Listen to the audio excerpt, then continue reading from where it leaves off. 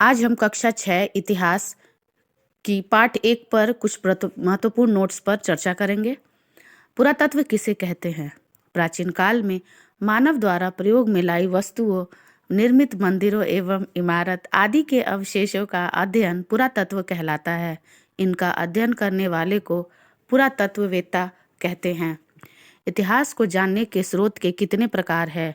2 प्रकार के होते हैं।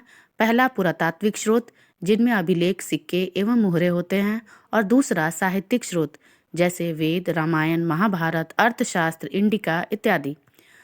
रुमेनदेई अभिलेख किसका अंश है?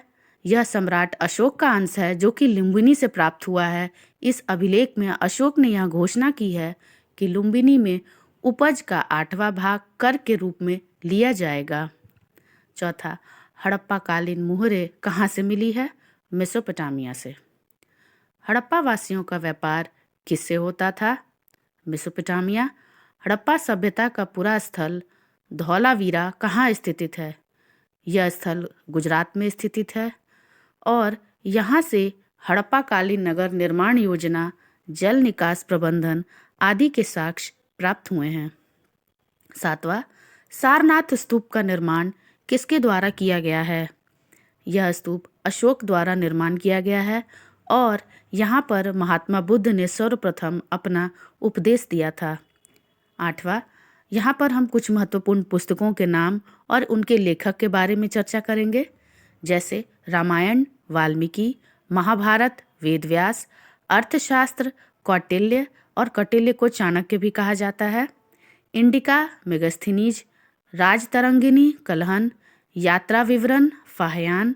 यह यात्रा विवरण गुप्तकाल से संबंधित है, और जो यात्रा विवरण हर्षवर्धन से संबंधित हैं उनके लेखक हैं ह्वेनसांग। 9वां, अभिलेख किसे कहते हैं? अभिलेख पत्थर अथवा धातु जैसी कठोर सतह पर उत्तीर्ण किए गए लेख होते हैं। स्तूप किसे कहते हैं? स्तूप का शाब्दिक अर्थ होता है टीला। प्रायः सभी स्तूपों के अंदर एक डिब्बे में महात्मा बुद्ध या उनके अनुयायियों के शरीर के अवशेष, जैसे दांत, हड्डी, राख या उनके द्वारा प्रयोग में लाई सामग्री, पत्थर अथवा सिक्के रखे जाते हैं। पुरास्थल किसे कहते हैं? वह स्थान जहाँ की खुदाई से औजार, बर्तन और इमारत के अवशेष मिलते हैं। प्रायः पुरास्थल जल स्रोतों जैसे नदी, तालाब, झील व समुद्र के किनारे पाए जाते हैं। महाभारत विश्व का सबसे बड़ा महाकाव्य है। लंदन स्थित ब्रिटिश म्यूजियम विश्व का सबसे बड़ा संग्रहालय है। अलेक्जेंडर कनिंघम को भारतीय पुरातत्व विभाग का जन्मदाता माना जाता है। Thank you.